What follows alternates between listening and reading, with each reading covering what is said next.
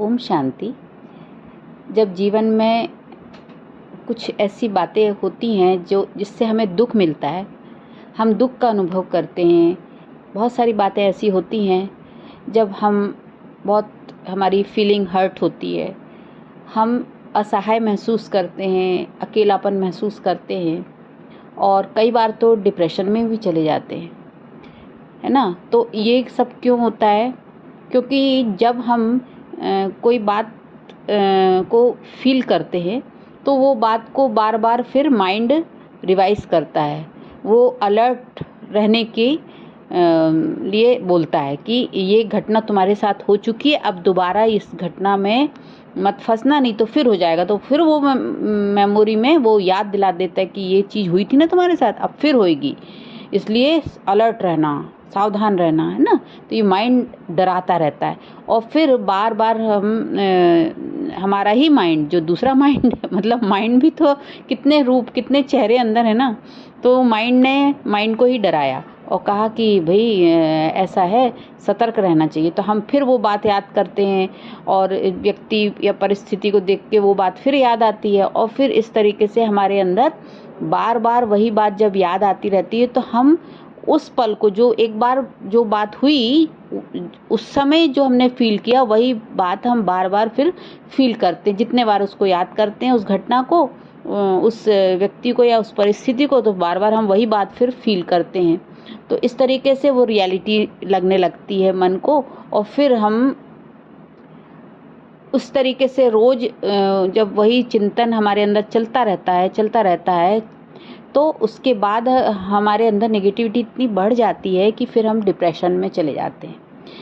तो जब हम नेगेटिव सोच रहे हैं, स्थिति परिस्थिति में हम दुखी हुए हैं, तो हमारे अंदर बहुत सारे इमोशंस आते हैं ना, तो उसके कारण हम डिप्रेशन में चले जाते हैं। लेकिन जैसे ये बात हुई कि हमने नेगेटिव या कोई दुख देने वाली घटना को याद किया, तो हमारे अंदर वो इमोशंस क्रिएट होते गए कंटिन्यू, वो रियलिटी लगती गई और इस तरीके से नेगेटिव हार्मोन क्रिएट होने के कारण हमारे अंदर निराशा, हताशा और डिप्रेशन ये सब बढ़ गया, ठीक है ना। तो उसी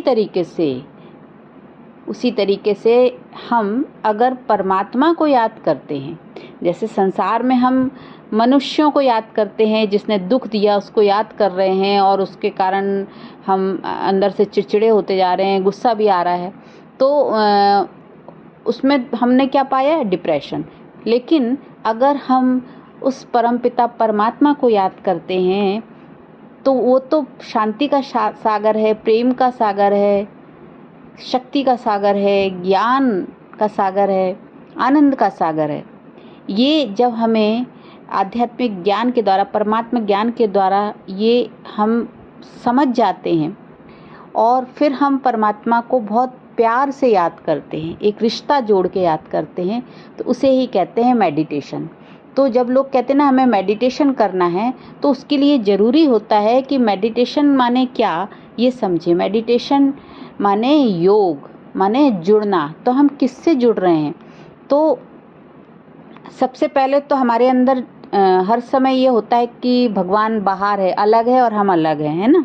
इसलिए ये परमात्मा हमें ज्ञान समझाते हैं कि मुझको याद करो, अपने को आत्मा समझ के मुझ परमात्मा को याद करो।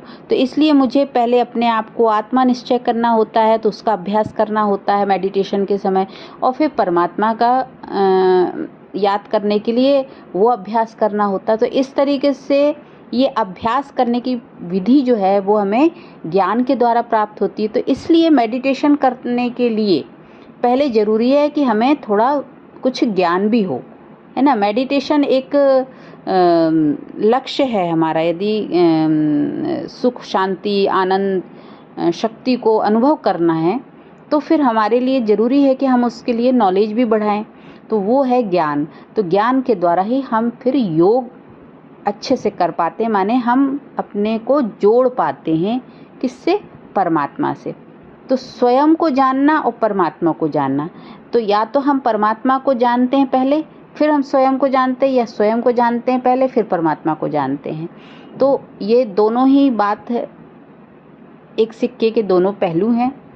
तो इसलिए ज़रूरी है कि हम परमात्मा को याद करने के लिए थोड़ा समझें कि परमात्मा कौन है, मैं कौन हूँ, और ये निश्चय हो, ये समर्पण हो, ये बुद्धि में, मन में समर्पण भाव हो। इसे ही कहते हैं भगवान के प्रति, उस परम शक्ति हो, ईश्वर के प्रति समर्पण।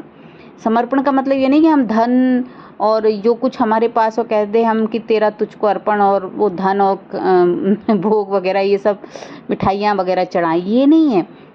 समर्पण का अर्थ है हम अपने आप को सौंप दे भगवान के चरणों में। चरणों में क्या, भगवान के चरण तो होते नहीं, वो तो निराकार हैं, लेकिन मन बुद्धि को, जिसमें अहंकार भरा हुआ है, उसको सौंप दें परमात्मा को। तो फिर परमात्मा की से जो प्यार की अनुभूति होती है ना, उससे एक रिश्ता बन जाता है।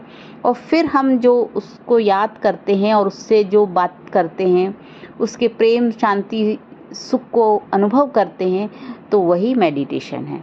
तो डिप्रेशन था हमें कब, जब हमको किसी ने दुख दिया तो हमारे अंदर वो डिप्रेशन हुआ। लेकिन परमात्मा को याद किया जिसने हमें प्रेम दिया, हमें शांति दी, तो हमारे अंदर मेडिटेशन की प्रक्रिया हुई। तो डिप्रेशन से निकलने के लिए ही मेडिटेशन किया जाता है ना। तो हम कभी डिप्रेशन में आए, इससे अच्छा है कि हम अपने आप को रोज़ अभ्यास करके ऐसा तैयार करें कि हम डिप्रेशन में आए ही ना, है ना। तो इसलिए परमात्मा कहते हैं, बच्चे तुम सुख का सागर, मास्टर सुख का सागर हो, तुम मेरे बच्चे हो ना, तो मास्टर सुख का सागर हो। जैसे परमात्मा सुख के सागर है, तो हम मास्टर सुख के सागर हैं, मास्टर शांति के सागर हैं। बस ये स्मृति हमको लानी है। इसके लिए ज़रूरी होता है कि हम बार बार ये स्मृति, ये अभ्यास करें, मैं शांत स्वरूप आत्मा हूँ, मैं प्रेम स्वरूप आत्मा हूँ। तो जो शब्द हम बोल रहे हैं उसको हम जब अनुभव करेंगे तो हमारे अंदर पॉजिटिव हार्मोन क्रिएट होते हैं, खुशी के, शांति के, सुकून की अनुभूति होती है जब, तो फिर हमारे से परमात्मा के प्रति जो प्रेम भाव बढ़ता है, उससे हमारे अंदर फिर ऑक्सीटोसिन और सेरोटोनिन, ये सारे हार्मोन क्रिएट होते हैं जो पॉजिटिव हार्मोन है। उससे हमारे को फिर मतलब शांति की और खुशी की अनुभूति होती है। तो बाबा माने परम पिता परमात्मा कहते हैं कि बच्चे मुझसे नाता जोड़ो। इसे ही कहते हैं मेडिटेशन। ओम शांति।